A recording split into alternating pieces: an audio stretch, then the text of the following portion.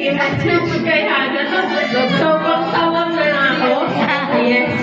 So, yan, happy birthday, Hana. Ako ko maging emotional. Sayang ako beauty mo for today. But yes, happy birthday. I wish you all the best.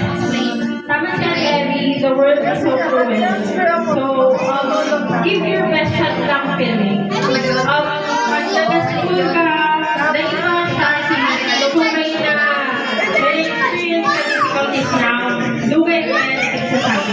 So, prepare yourself. Anyway, your dad and your mom, I know young sila also will support you.